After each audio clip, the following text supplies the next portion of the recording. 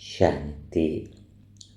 बाबा के संस्कार हम आत्माओं के अंदर भी आ जाएं, अर्थात बाप समान स्थिति बन जाए तो फिर आत्मा संपूर्ण कर्म बंधनों से मुक्त कर्मातीत अवस्था में आ जाती है।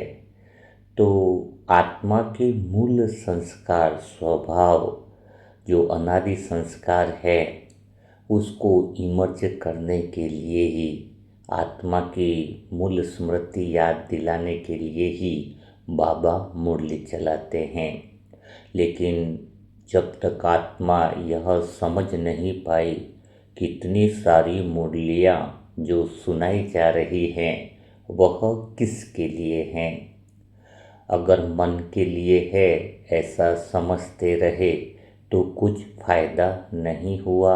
लेकिन जब यह समझ में आया कि बाबा की मुरलियाँ सबसे पहले आत्मा को स्थिर रखने के लिए होती हैं, आत्मा को अपनी देखने की जगह पर टिकी रहे, आत्मा खुद मन बुद्धि और संस्कार को दिशा दे, उसी के लिए बाबा के महावाक्य होते हैं।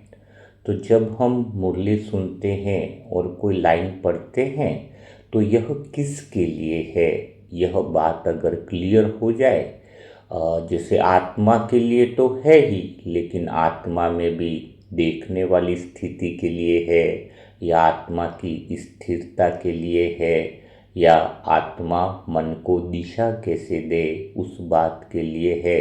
अगर यह स्पष्टता रहेगी तो मुरली की हर पॉइंट इतनी आनंद वाली बन जाएंगी, इतनी रमणीक बन जाएगी कि बहुत सुंदर सुंदर अनुभव स्व अनुभव होने लगते हैं।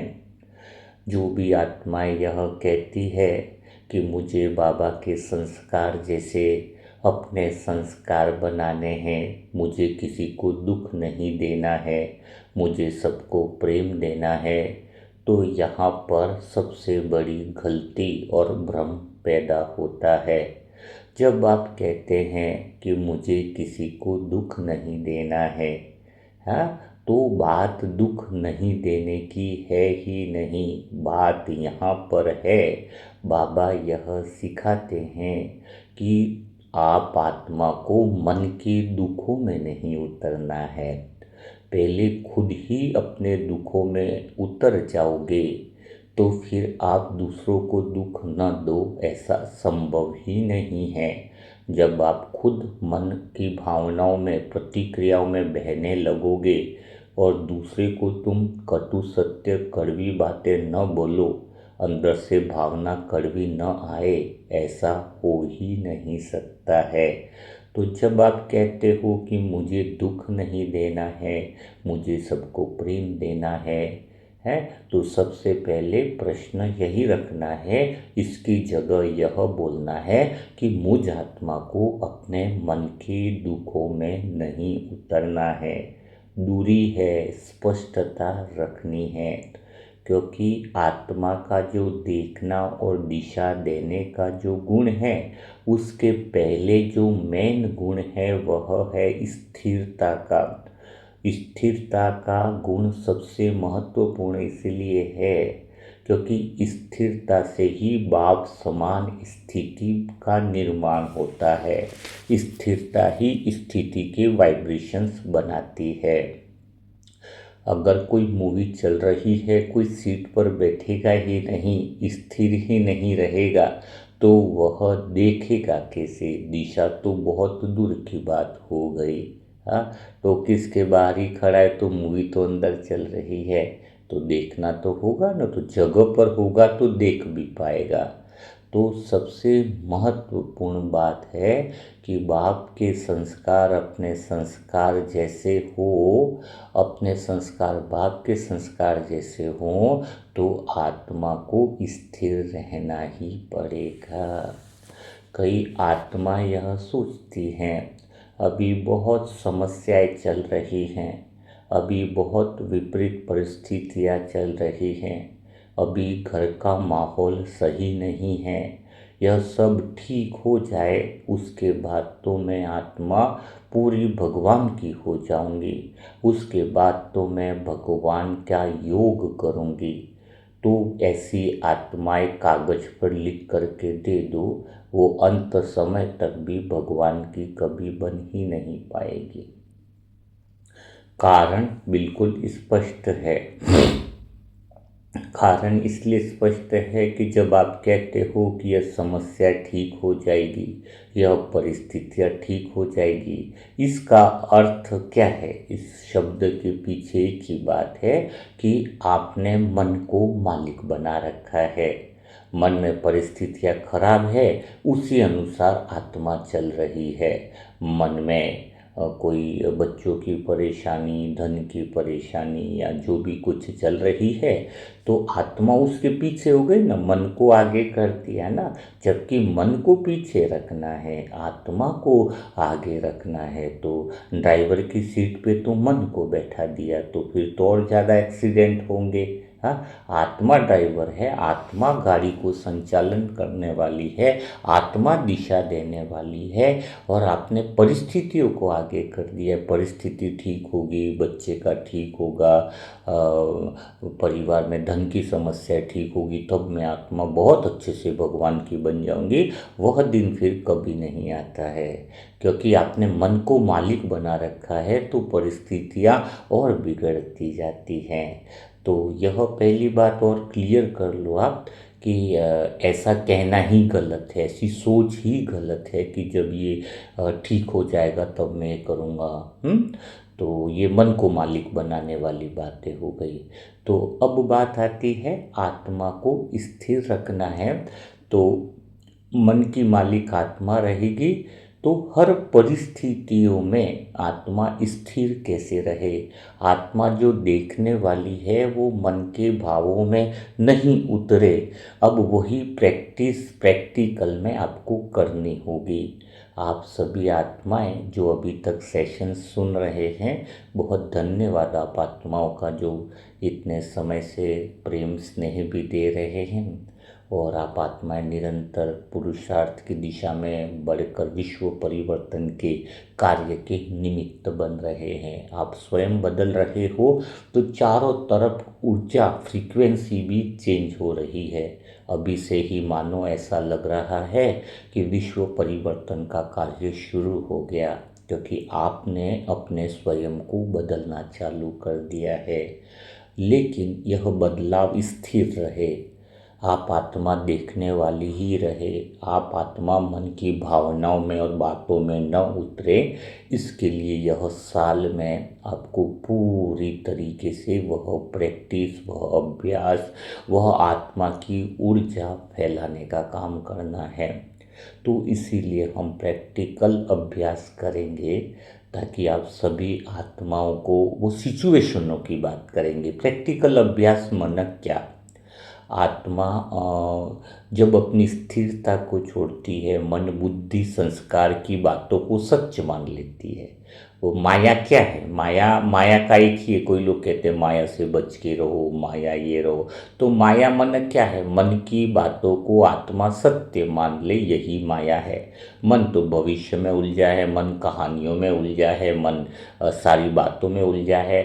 जब उसको सत्य मानकर आत्मा उससे अपनी पहचान बना ले, तो वही माया है। और बुरे संस्कार क्या है? कोई बोले कि संस्कार की परिभाषा कैसे दो, तो संस्कार यही है, जब तुम मन से अपनी पहचान बना लेते हो, मन की कहानी से पहचान बना लेते हो, जब तुम दुनिया के दृश्यों में उतर जाते हो, तो ये उतरने की जो आदत है, बार बार प्रतिक्रिया देने की आदत है, बार बार शरीर के दुखों को, परिस्थितियों को मेरा दुख कहने की जो आदत है, वही तो बुरे संस्कार है, और कोई दूसरे संस्कार थोड़ी है। हाँ, और वही माया है। जब आत्मा नीचे उतर जाए, नीचे मन बुद्धि संस्कार से, दृश्य और घटनाओं से अपनी पहचान बना ले, तो वह एक अहंकार जन्म हुआ, मैं जो दिखता नहीं है। हाँ, मेरे साथ ऐसा हुआ, मेरे साथ ये हुआ, मेरे साथ वह हुआ। क्योंकि पहले तो अनुभव आता है ना। पहले कौन सा आता? मैं पहले जुड़ता है या अनुभव आता है? पहले मन अनुभव करता है, इसके बाद मैं जुड़ता है ना। मैं और मेरा कब जुड़ता है? पहले तो नहीं, जैसे आपको बताया कि अभी पंखे की हवा आपको बहुत तेज पंखा चल रहा है तो आप क्या बोलोगे पहले? हाँ, पहले आपको अनुभव हुआ ना कि बहुत ठंडी हवा लग रही है बाई चांस, तो आप क्या बोलोगे? वो आपको ठंडे का अनुभव हुआ, इसके बाद आप मैं शब्द जोड़ते हो, मुझे बहुत ठंड लग रही है। हाँ, वहाँ तो पहले ठंड लगी, इसके बाद मैं जोड़ा ना, तो पहले तो अनुभव आया, तो मन अनुभव कर रहा है, लेकिन उसके साथ कहानी जो जोड़ रहे हो या उसमें आप उतर रहे हो, तो जब उतर जाते हो तो यही माया है। तो अभी हम कुछ बातों को देखेंगे जिससे आत्मा की स्थिरता बनी रहेगी। हम उन सेशनों को देखो, बाबा की मुरली तो इस तीनों चीज़ों के लिए ही होती है, तो हम यही चीज़ें देखें कि स्थिरता कैसे रहे।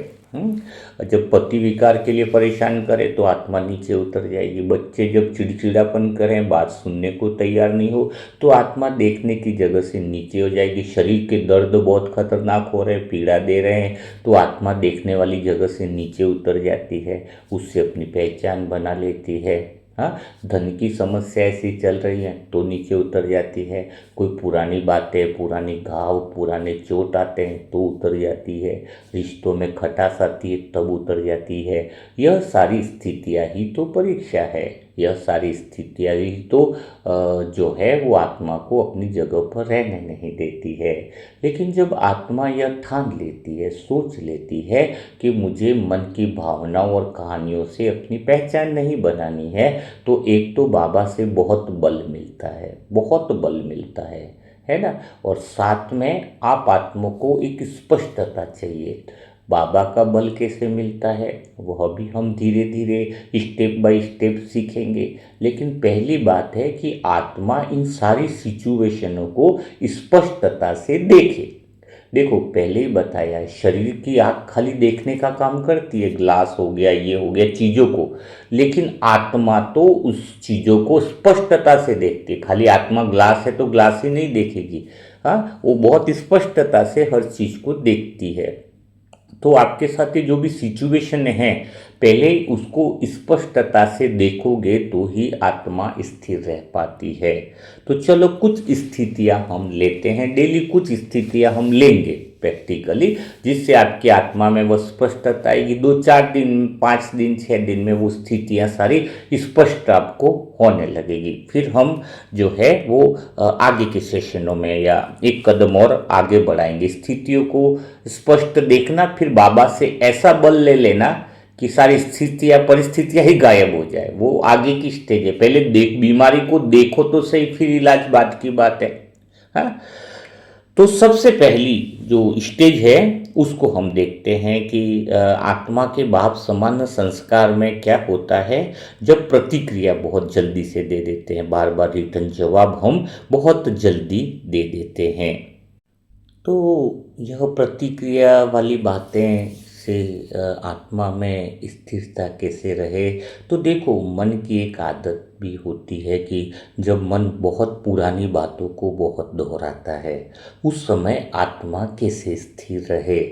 तो उसको पहले थोड़ा सा हम समझते हैं और फिर धीरे धीरे ऐसी परिस्थितियों को हम लेते जाएंगे। आप बिल्कुल बेफिक्र रहिए, अगले 5 से 7 दिन के अंदर आपके जीवन में चल रही सारी परिस्थितियों को कवर किया जाएगा प्रैक्टिकल रूप में। बस आपको सही तरीके से स्पष्ट रूप से देखना है, और आपने देख लिया तो आत्मा में वह बल भी दिया जाएगा। शरीर में कितना भी भयंकर दर्द होगा, आप आत्मा स्थिर रहोगे, आपको शरीर का दर्द खींच नहीं पाएगा। ये बाबा की गारंटी है। खाली आप पहले देखना सीखो, स्थिर रहना सीखो, फिर बल भी मिल जाता है ना। तो ये 2-4-6 दिन 7 दिन के सेशन बहुत ज़्यादा महत्वपूर्ण होने वाले हैं। कोई सेशन मिस करोगे तो पीछे रह जाओगे।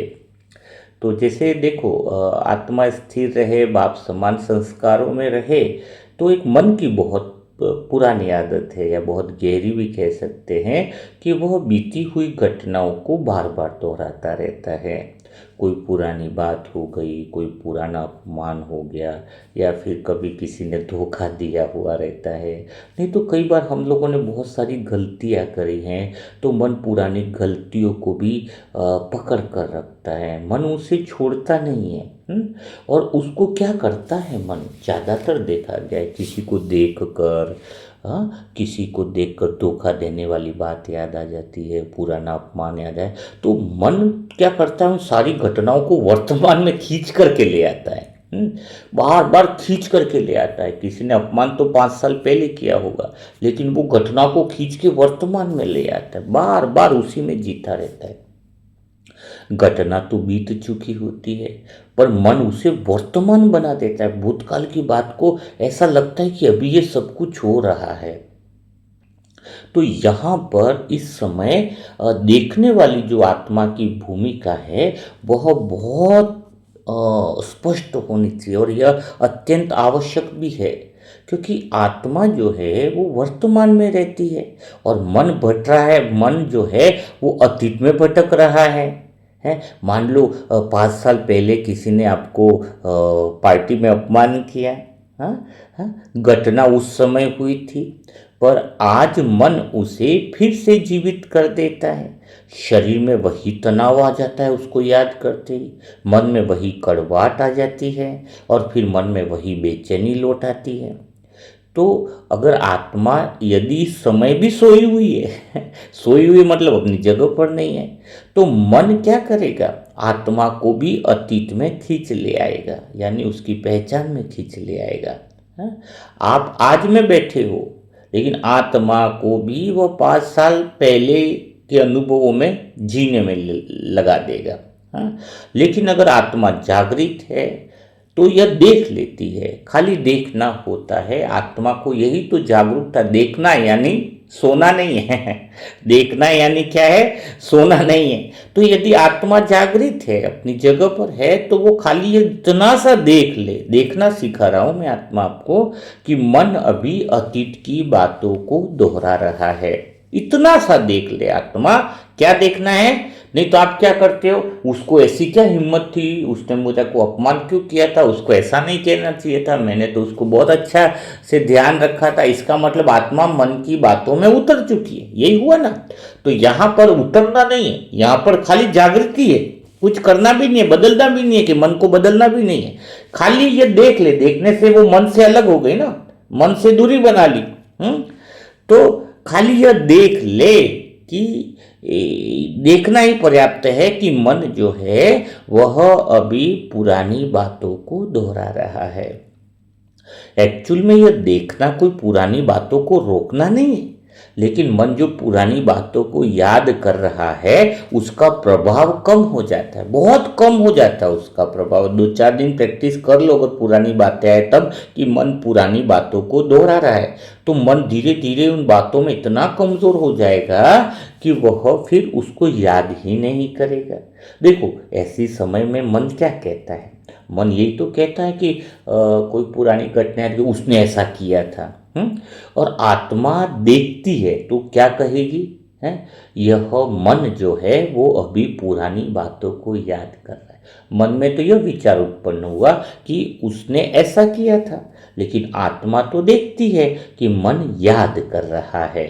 मन क्या कहता है, मेरे साथ अन्याय हुआ था, उसने मेरे साथ बहुत गलत किया था। लेकिन आत्मा उस अन्याय के साथ जुड़ेगी नहीं, अगर जुड़ गई तो खत्म। हाँ, उसको ऐसा नहीं कहे, लेकिन आत्मा खाली क्या देखी, देखने का अर्थ आत्मा का क्या है, क्या देखेगी उस समय इस पर, कि मन कहानी को दोहरा रहा है क्या देखना है? आत्मा देखती है, खाली ये देखेगी मन तो स्टोरी बना रहा है, पुरानी कहानियों को रिपीट कर रहा है, इतना सा देख ले। क्या 3 चीजें देखनी है? जैसे ही मन कहता है उसने ऐसा किया था, तो आत्मा को क्या देखना है, अरे मन पुरानी बातों को याद कर रहा है, इतना देखो। और जैसे ही मन कहता है मेरे साथ अन्याय हुआ था, तो आत्मा तुरंत देखकर ये कहे कि अभी तो भाई मन कहानी दोहरा रहा है। धीरे धीरे मन की पकड़ ढीली होने लगती है।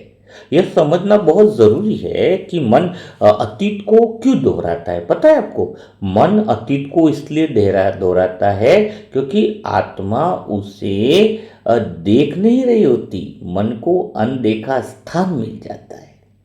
पता है, मन को एक स्थान मिल जाता है और वहां पर अपनी पुरानी रिकॉर्डिंग चलाता रहता है। जब आत्मा इसमें इंटरेस्ट लेने लग जाती है तभी मन पुरानी बातों को दोहराता है। इस बात को आप पक्का समझ लीजिए। अगर आत्मा मन को देखना चालू कर दे ना, तो मन वो रिकॉर्डिंग नहीं बजाएगा। ये बात बहुत सूक्ष्म है, क्योंकि आत्मा मालिक है। जैसे कोई मालिक बैठा है तो फिर उसकी हिम्मत नहीं होती नौकर को, खाली देख ले। आत्मा देखती नहीं, उसके साथ जुड़ जाती है, इसलिए ही मन रिकॉर्डिंग बजाता है पुरानी। ये बात आपको स्पष्ट होनी चाहिए। देखो, जैसे कोई कमरा खाली होता है, उसमें रेडियो बजता रहे। कमरा खाली है और उसमें रेडियो बजता रहे, कि आत्मा का देखना मतलब उस कमरे में प्रवेश करना है। जैसे ही आत्मा देखती है कि मन की देखना चालू कर देती है, तो मन की पुरानी रिकॉर्डिंग की आवाज़ कम होने लगती है। हाँ? मन की रिकॉर्डिंग आवाज़ बिल्कुल कम होने लगती है खाली देखने से ही। तो आप मन को खाली देखने का काम करो, तो उसकी पुरानी रिकॉर्डिंग जो चल रही है, पुरानी कहानियों की जो रिकॉर्डिंग चल रही है, खाली देखो कि मन पुरानी कहानी को दोहरा रहा है, तो उसके अंदर वो हल्कापन आने लगता है। प्रैक्टिकल जीवन में भी यह दिखता है, अगर आप देखोगे तो।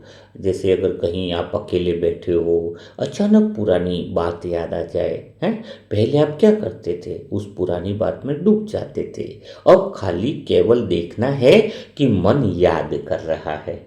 पहले तो पुरानी बात याद करते तो तुम डूब ही जाते थे ना, उसने ऐसा नहीं करना चाहिए था, वहाँ पे मधुबन में गया, दीदी ने सही जगह नहीं दी रहने के लिए, वहाँ पर ऐसा हुआ, कथा कहानियाँ चल रही है। अभी चल रही है, कुछ आत्माओं को देख रहा हूँ यहाँ से बैठे, अनुभव हो रहा है। तो अभी खाली ये सोचो कि मन जो है वो पुरानी बातों को याद कर रहा है। तो आप जब देखते हो तो मन से आपके और बीच में दूरी बनती है, और उस दूरी बनने पर खालीपन आता है, और उस खालीपन में ही प्रेम, शांति, मौन सभी प्रकट होता है। दूरी बननी ज़रूरी है। अगर आप काम कर रहे हो, मन बार बार किसी व्यक्ति की याद दिला रहा है जिसने धोखा दिया था, हाँ, तो खाली अब देखो, देखने में क्या देखना है। अगर किसी व्यक्ति ने धोखा दिया है, वो बार बार याद आ रहा है, तो मन याद कर रहा है मत सोचो। उस समय एक चीज करो कि मन वो दृश्य देख रहा है बार बार, है, मन वही दृश्य, आप खाली देखो यार, मन वही सीन बार बार ला रहा है। अगर उस आदमी के फोटो आ रहे हैं 5 साल पहले, तो बातें याद करो ना। अगर वो फोटो बार बार आ रहे हैं, तो खाली इतना देख लो कि मन जो है वो पुराने दृश्य बार बार ला रहा है। आप सोने जा रहे हो, मन पुरानी गलती याद दिला रहा है, तो अब देखना है कि मन पछतावा दोहरा रहा है। पुरानी गलती है तो मन क्या कर रहा है? खाली ये देखना ही मन को वर्तमान में वापस ले आता है। मन अतीत में इसलिए भटकता है क्योंकि आत्मा वर्तमान में स्थिर नहीं है। जैसे ही आत्मा वर्तमान में टिकती है, तो मन की जो पुरानी यात्रा है, अतीत की जो यात्रा है, वह कम होने लगती है। धीरे धीरे मन को समझ में आने लगता है कि यह पुरानी कहानी अब सुनी नहीं जा रही है। तब वह उसे दोहराना बंद कर देता है। मन की सबसे बड़ी ताकत है आपकी भागीदारी। जब आप उसके साथ मूड मिल जाते हो, तो मन ताकतवर हो जाता है। आप उसकी कहानी में उतरो ही मत ले, तो मन की सबसे बड़ी ताकत है कि आप उसमें मिल जाओ। लेकिन आत्मा की सबसे बड़ी ताकत क्या है? साक्षी अवस्था में रहना। आत्मा अपनी देखने की जगह की सीट पर रहेगी, तो आत्मा बहुत पावरफुल हो जाती है। जब आप मन की कहानी में भाग लेते हो, तो कहानी चलती रहती है। लेकिन जब आप केवल देखते हैं, तो कहानियाँ धीरे धीरे समाप्त हो जाती है। अगर आज से ये अभ्यास करोगे ना, तो आपके भीतर में एक नई शांति जन्म लेती है। पुरानी बातें अपना भार खोने लगती है। स्मृति रहती है पुरानी बातों की, पर पीड़ा नहीं होती है। हाँ, यही वह अवस्था है जहाँ व्यक्ति कहता है कि मुझे सब कुछ याद है, पर अब वह चुभता नहीं है। किसी की बात अंदर चुभन नहीं होती है। वो चुभन का समाप्त तो होना ही आत्मा के देखने से आता है, भूलने से नहीं। कोई बातें भूली थोड़ी जाती है। कोई कहते कि भूल जाओ भूल जाओ, अरे भूलेंगे थोड़ी, किसी ने थप्पड़ भी मारी है तो याद रहता है, लेकिन अब उससे कहानी नहीं बनती है ना। मन में चल रहा है कोई बातें, उसके साथ आत्मा जुड़ नहीं रही है। आत्मा भूलती नहीं है, पर पकड़ती भी नहीं है। भूलते भी नहीं है, पर अब उस बात को पकड़ते भी नहीं। और जब पकड़ना समाप्त तो होता है, तब अतीत का बोझ अपने आप क्या होता है, उतर जाता है।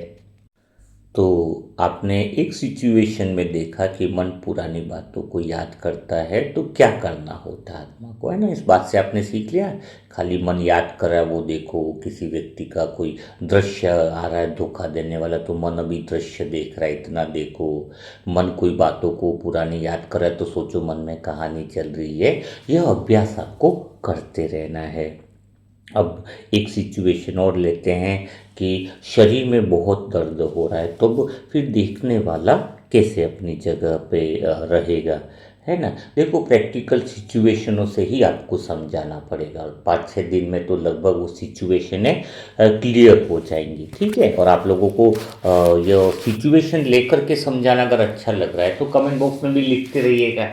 अगर अच्छा नहीं लग रहा होगा तो कुछ और बातें ले लेंगे, है ना। मुझे तो आप लोगों को दिशा देने का काम करना है। बाबा कहता है आत्मा स्थिर कैसे रहे। तो जैसे शरीर में तीव्र दर्द हो, अगर आप सोचोगे भाई अभी तो मेरे दर्द है ही नहीं तो मैं इस बात को क्यों सुनूं, और दर्द नहीं है तो कभी दर्द आ सकता है, इसके लिए भी तैयार रहना है। हाँ, अगर ये स्पष्टता रहेगी आत्मा के अंदर तो कोई भी सिचुएशन किसी के साथ आ सकती है। इसलिए ऐसा नहीं सोचना चाहिए आत्मा, अच्छा चलो आपके पास नहीं है दर्द, लेकिन आप किसी और ब्राह्मण आत्मा है, अगर वो शरीर के दर्द में है तो उसको ऐसी बातें समझा सकते हो स्पष्टता के साथ, ठीक है ना। तो हाँ, हम बात कर रहे हैं कि शरीर में तीव्र दर्द हो, हाँ, तो मन क्या करता है, हाँ, मन तो दर्द के साथ जुड़ ही जाता है ना। मन तो पहले, मन का तो जुड़ना स्वाभाविक है। मन तो कहता है दुखी हूँ, परेशान हूँ, या दर्द असहनीय है। लेकिन यहाँ पर देखने वाला भी अपनी जगह छोड़ देता है। क्यों? जैसे जोड़े जगह कैसे छोड़ देती है आत्मा, मैं दुखी हो गया, मेरे को असहनीय दर्द हो रहा है, मैं बहुत परेशान हूँ। तो दर्द शरीर में था पर पहचान मन के माध्यम से आत्मा तक पहुंच गई है। पहुंच गई ना, आत्मा भी जुड़ गई, मन में पहचान भी, और शरीर में अनुभव हुआ मैं दर्द हूँ, परेशान हूँ। हाँ, तो यहाँ पर क्या हुआ, देखने वाला अपनी जगह पर नहीं रहा। तो चलो यहाँ पर थोड़ी सी बात को स्पष्ट करना आवश्यक है कि दर्द शरीर में है, अनुभव मन कर रहा है, पर देखने वाली तो आत्मा है। आप स्पष्टता थोड़ी लो अंदर से, ज्ञान स्पष्ट करता है, ज्ञान का नेत्र स्पष्ट करता है कि क्या करना है। दर्द शरीर में है, पहली बात देखो क्या दिख रहा है आपको। दूसरा क्या दिख रहा है, दर्द शरीर में है और अनुभव मन कर रहा है और देखने वाली आत्मा, ये तीनों बातों को रिपीट करना है। अब जब दर्द बढ़ता है तो मन बार बार उसी स्थान पर जाता है। जैसे दांत में दर्द है तो मन क्या करेगा, बार बार उसी स्थान पर जाएगा, बार बार एक ही संदेश देगा शरीर में, दर्द है दर्द है दर्द है। अब आत्मा इस संदेश के साथ बह जाती है तो दर्द बहुत ज्यादा बढ़ जाता है, कई गुना बढ़ जाता है। अगर दर्द 1 गुना है और अगर आत्मा इस संदेश के साथ उतर जाए तो दर्द जो है वो 10 गुना भारी हो जाएगा। बहुत ज्यादा भारी होगा।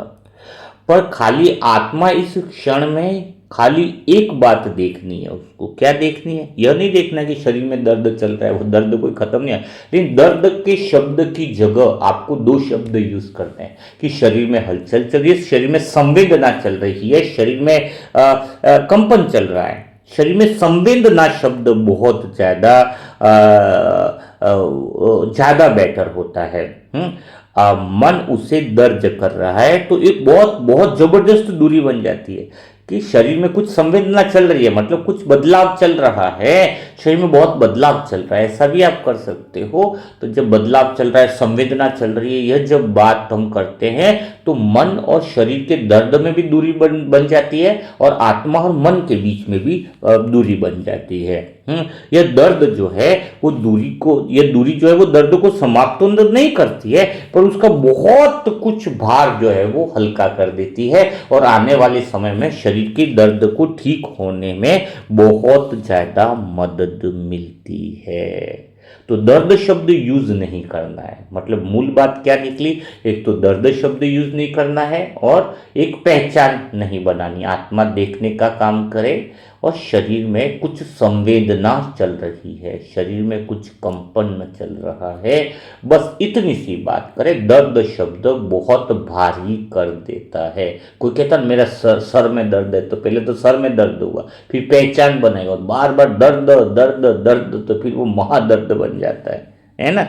तो प्रैक्टिकली करना क्या है, क्या बात समझ में आई कि अगर दर्द हो रहा है तो दर्द के समय शरीर को बदलने की भी कोशिश नहीं करनी है, मन को भी शांत करने की कोशिश नहीं करनी है। खाली तुम्हें देखना है कि इस समय शरीर में तेज संवेदना है, देखना स्पष्ट है स्पष्ट है कि मन को भी शांत नहीं करना है, शरीर को भी बदलने की कोशिश नहीं करनी है।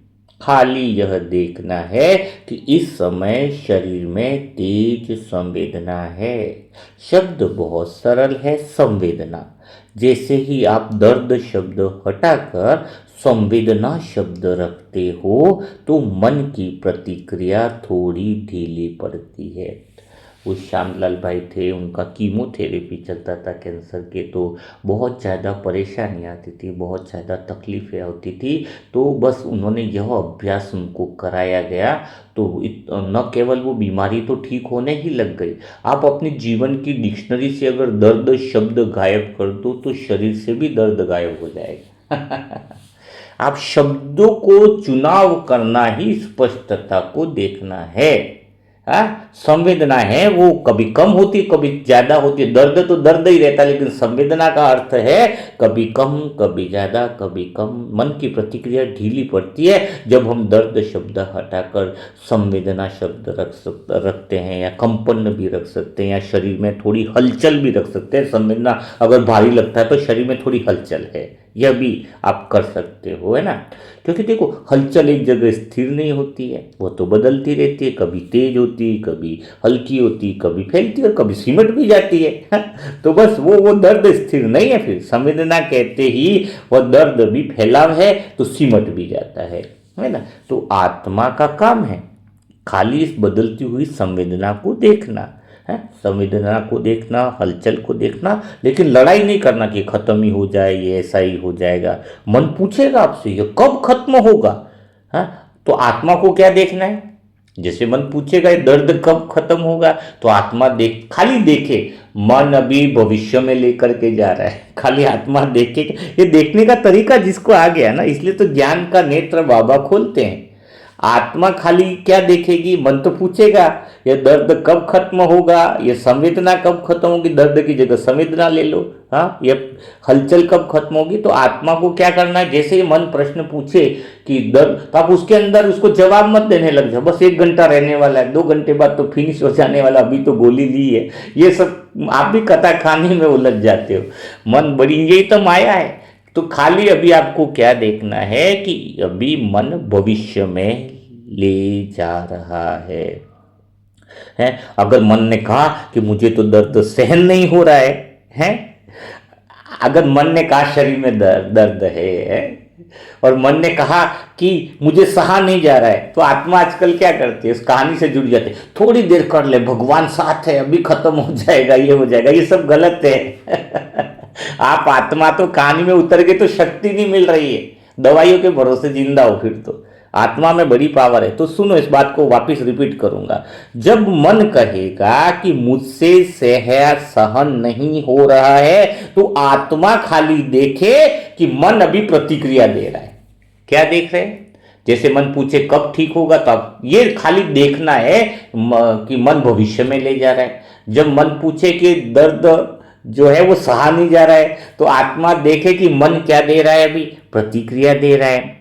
तो जैसे ही ये देखना शुरू होता है ना, तो सबसे बड़ी बात, मन की घबराहट कम होने लगती है। शरीर में दर्द थोड़ा होता है वास्तव में, लेकिन ये मन की बेचैनी और घबराहट उस दर्द को कई गुना बढ़ा देती है। शरीर का दर्द फिर अपनी जगह पर रहता है, लेकिन मानसिक पीड़ा भी बहुत खत्म हो जाती है। ज्यादातर आत्मा मानसिक पीड़ा से मन में रोग बैठ गया है। सबसे बड़ी बात है वो सबसे बड़ी बात है। तो अगर आत्मा इस घबराहट को देख लेती है, मन की बातों को देख लेती है, तो आधा बोझ तो उसी समय उतर जाता है। एक और गहरी बात है जो यहाँ समझनी है कि दर्द कभी लगातार नहीं होता है। शरीर का एक बहुत बड़ी विशेषता है, अगर कोई देख ले ना इसको, कोई दर्द भी हो रहा है ना, भले शरीर का घाव है कोई भी है, उसमें दर्द कभी कंटिन्यू नहीं चलता है। कोई भी पोषण होता है शरीर के अंदर, वो दर्द लगातार मन में बना रहने के कारण वो फिर शरीर की पीड़ा लगातार उसको महसूस होती है, लगातार उसको महसूस होती है। हाँ, जबकि वो है ही नहीं। हाँ, तो वैसी बात है, ध्यान से देखना। शरीर में दर्द होता है, वो कोई भी दर्द हो वो लगातार नहीं रहता है, तो वो तो लहरों के रूप में आता है। ध्यान से देखना, एक लहरों के रूप में आता है दर्द। दर्द कंटिन्यू नहीं है शरीर में, है।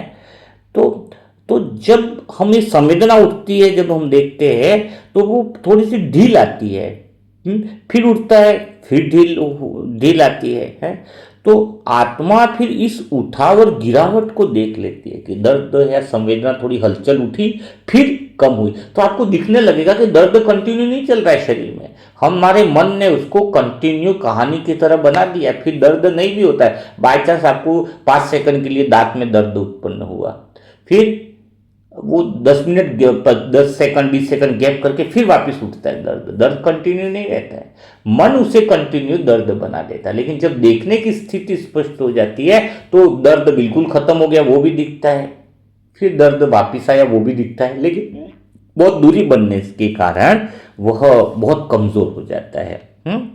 तो जब आपको ये दिखने लगता है कि दर्द एक स्थायी दुश्मन नहीं लगेगा, फिर ये तो बदलता रह रहा है। संवेदनाएं जैसे लगता है अभी रूठा है अभी बदल गया है, तो आपको दुश्मन दर्द कब लगता है पता है? आपने मन में पूछो अपने आप से, एक ही बात पक्की, अरे मेरे तो परमानेंट दर्द ही रहता है इसमें, दांत में पूछो मत, दर्द सर सदा भारी रहता है। मेरे को ये तो आधी रात को भी उठा के पूछे तो बता देगा कि मेरे को तो हाथ में परमानेंट दर्द रहता है, मेरे को पाँव में परमानेंट दर्द रहता है, मेरे पेट में परमानेंट दर्द रहता है। हाँ, आप जो परमानेंट है क्या? सत्य देखो, नहीं है वो परमानेंट। बहुत पूरा दिन में अगर आत्मा और मन को अलग किया जाए ना तो शरीर में वो दर्द है भी नहीं, ना के बराबर है। क्योंकि शरीर की हड्डी और कोशिकाएं, आज जो आपकी शरीर की कोशिकाएं है ना वो कल बदल जाती है, नई कोशिकाएं बनती है आपकी, पूरी पुराना ढांचा बदल गया। जब शरीर में खून नया एकदम से बनकर तैयार हो रहा है, कोशिकाएं नहीं बन रही है, तो दर्द पुराना कैसे रह सकता है? वो भी तो चला ही जाएगा ना। कितनी भी बड़ी बीमारी दूसरे दिन नहीं रहती है, लेकिन मन जो है उस बीमारी को पकड़ के ही रखता है कि अभी भी है, अभी भी है, अभी भी है, वही दर्द को कंटिन्यू करता है। तो शरीर में हलचल हो रही है, यानी एक बदलाव हो रहा है, एक संकेत है। बस उतना सा देखे, कभी संकेत ज्यादा हो रहा है, कभी हल्का हो रहा है, कभी ज्यादा हो रहा है, कभी हल्का हो रहा है। तो यह वाली बात है। तो जब यह हमें पता चलता है कि जो दर्द है शरीर में, जो पीड़ा है, वो स्थायी नहीं है, तो दुश्मन जैसी नहीं लगती है, बल्कि बदलती हुई लगती है। तो और बदलती चीज से मन इतना नहीं डरता, ये बात ध्यान रखना। अगर दर्द थोड़ा है थोड़ा नहीं है, थोड़े समय रह रहा है थोड़े समय नहीं रहा है, तो ये बदलती चीज से मन नहीं डरता। मन तो स्थायी पकड़ ले तो प्रॉब्लम में आती है। थोड़ा प्रैक्टिकल ले जाओ उसको। क्या? जैसे कोई इंसान बिस्तर पर है दर्द में है, आप ही बिस्तर पर हो, दर्द में हो, बस देखो कि यह शरीर में हो रहा है। आप दवा ले रहे हो, देखो शरीर उपचार ले रहा है। आप बैठे हो, करवट बदल रहे हो, तो खाली देखो कि शरीर अपनी स्थिति बदल रहा है। देखो 3 चीजें बता दी आपको। जैसे आप दवा ले रहे हो तो आप ये मत सोचो कि मैं दवाई ले रहा हूं, तो आप उतर गए शरीर में। आप दवा ले रहे हो, उस समय देखो कि शरीर क्या ले रहा है, उपचार ले रहा है। एक्चुअली में कभी कोई बीमारी आती है ना, वो हमें सिखाने के लिए आती है। मेरे साथ ऐसा इश्यू हुआ था, बहुत पीड़ा हो रही थी मुझे, शरीर में कुछ इश्यू था। तो उस समय मुझे आत्मा ने ये देखना चालू किया था कि जब मैं आत्मा दवाई ले रही हूँ तो बस एक ही चीज़ है, मैं क्या देख रहा था उस समय, शरीर उपचार ले रहा है। अगर करवट बदल रहा हूँ तो ऐसे शरीर जैसे मुड़ता है ना, अभी इधर सोया हूँ तभी इधर, तब आपको क्या देखना है? शरीर जो है वो अपनी एक स्थिति बदल रहा है ना। अभी इधर सोया था शरीर, अभी इधर सोया, बहुत मजा आता है। तो ये देखने का जो अभ्यास है ना कि शरीर अभी इधर लेटा था अभी इधर लेट रहा है, तो दर्द के समय भी आत्मा जो है ना उसकी जगह पर टिके रहती है और वो दर्द भी वास्तव में कॉमेडी और मज़ा बन जाता है। सामने वाले भी हॉस्पिटल में मुझे दिख रहे थे, बहुत दर्द में थे, परेशान, तो वो भी उसका शरीर इधर हिल रहा है, उसकी वो शरीर स्थिति बदल रहा है। अपने देखने का तरीका पे सारा कुछ टिका हुआ है। तो ये देखने का अभ्यास करना है। धीरे धीरे आपको एक अनुभव भी आएगा कि दर्द है, पर आप पूरा दर्द नहीं हो। एक तो आप दर्द से अलग हो, ये बात आपको पता चल जाएगी। हलचल हो रही है, आप दर्द नहीं हो। और ये सबसे बड़ी रिलैक्सेशन है कि दर्द है पर आप दर्द नहीं हो। आप पूरा दर्द ही नहीं हो, आप दर्द से अलग भी कुछ अपनी हस्ती रखते हो। शरीर दुखी हो सकता है, मन थोड़ा परेशान हो सकता है, पर आत्मा देखने वाली स्थिति पर बनी रह सकती है। और जब आत्मा अपनी जगह पर रहती है, तब बहुत तीव्र दर्द भी भीतर में टूटन पैदा नहीं कर पाता है। यही देखने वाले की वास्तविक शक्ति है। प्रैक्टिकल में गुलजार दादी ने, ब्रह्मा बाबा ने, वो होठों पे भी उनको लगा था तो ऐसे ही टाके ले लिए गए थे। गुलजार दादी को शरीर में कितने सारे ऑपरेशन उनके हुए हैं, कितनी सारी पीड़ाएं हुई हैं, लेकिन उनकी देखने की स्थिति इतनी पावरफुल थी गुलजार दादी को कि सब कुछ खेल लगा, सब कुछ खेल लगा। इतने सारे, अपने कोई छोटा सा ऑपरेशन हिला देते हैं। सबसे ज़्यादा गुलजार दादी को कितनी बीमारियों का सामना करना पड़ा, कितनी सारी शरीर में पीड़ा है, लेकिन उनके मुख से कभी ये नहीं निकला कि मैं बहुत दर्द में हूँ। कितना डिटैचमेंट था उस आत्मा में। एक्चुअल में दादी एग्जाम्पल रही है कि इतना होते हुए उनके चेहरे का तेज देखो, कितना जबरदस्त, कितना साइलेंस, देखते ही वो स्थिरता आ जाती है। और गुलजार दादी की सबसे बड़ी विशेषता जो मुझे आत्मा को लगती है, वो शब्द साधारण बोलती, बहुत कम, लेकिन असर बहुत ज़्यादा होता, क्योंकि दादी में वो स्थिरता थी। उनको शब्दों में भी ज़्यादा आना पसंद नहीं था। उनकी दृष्टि ही कमाल कर रही थी, उनकी दृष्टि में ही स्थिरता आ गई थी। बाकी सब आत्मा अच्छे भाषण कर देंगे, बड़ी बड़ी क्लासें करा देंगे, लेकिन वो क्लासों में बल क्यों नहीं है, वो स्थिति में बल क्यों? क्योंकि वो स्थिति से नहीं कराते ना, मन में रटम रटाए बातें बोल देंगे। इधर का कभी वो इधर के यूट्यूब का किसी से सुन के उठा के उधर बोल दिया, इधर के उठा के उधर बोल दिया। स्थिति तो नहीं बना रहे ना। तो दादी की जो स्थिति थी ना, वो बहुत ज़बरदस्त थी। तो हम सब आत्माओं को भी यह सीखना चाहिए कि स्पष्टता से कि हम आत्मा देखने वाली जगह पर रहें, स्थिर रहें, तो हमारी स्थिति बाप समान होगी। तो आज के मुरली मंथन में वरदान में बाबा ने यही बोला है कि बाप के संस्कार जो हैं वो हम आत्माओं में इमर्ज हो जाए और व्यर्थ से हम परे हो जाएं। और बाप का संस्कार तो एक ही है, बाबा अपनी जगह स्थिर रहता है, कोई हलचल में नहीं आता है। कभी सुना है कि भगवान हलचल में आ गया नीचे, कोई श्रीमत की पालना करे नहीं करे, किसको सुबह समझाएंगे कि विकार में नहीं जाना, फिर भी विकार में गया। तो बाबा तो कभी ये तो नहीं बोल देता है ना कि आज मैं तुझसे बात नहीं करूँगा, आज तो तू विकार में चला गया। नहीं, बाबा तो सिर्फ देखने की स्पष्टता में रहता है ना, है ना। तो बाबा को फर्क क्यों नहीं पड़ता है? क्योंकि बाबा अपनी जगह स्थिर है ना, देख रहा है, देखने से ही स्पष्टता है। तो हम भी बाबा जैसे हैं। और बाबा, हम अपने तो घर में कोई एक जन गलती कर दे तो उसी पर नज़र टिक जाती है, हम आत्मा नीचे उतर जाती है। घर में 4 बच्चे हैं तो एक बच्चा गलती करे तो आप बोलते हो कि बच्चे की बड़ी प्रॉब्लम है, बच्चे को तो यही दिक्कत है, काश बच्चे की समस्या खत्म होती हो करे। बाबा के तो इतने सारे बच्चे हैं, बाबा तो टेंशन लेते नहीं है कि ये बच्चा सुधर जाए तो ही ठीक होगा। तो वही हम, नहीं तो बाबा तो फिर तो बड़ी दिक्कत हो जाएगी, क्योंकि बाबा में स्थिरता का गुण है, देखने की स्पष्टता है। तो आप ये सोचो, बाबा के लाखों बच्चे हैं और आप आत्मा के परिवार में 2 बच्चों से आप हलचल में आ रहे हो, तो फिर बाप समान आप कैसे बनोगे? थोड़ा सा तो कंपैरिजन करो ना। आपके घर में 3-4 आत्माएं अलग अलग संस्कार वाली, बाबा के तो इतनी 1000 आत्माएं अलग अलग संस्कार वाली, तो भी नहीं हिल रहे। चलो बाबा को बोलेंगे उनका तो शरीर नहीं है, वो तो प्रैक्टिकल में ऊपर है और ऐसा।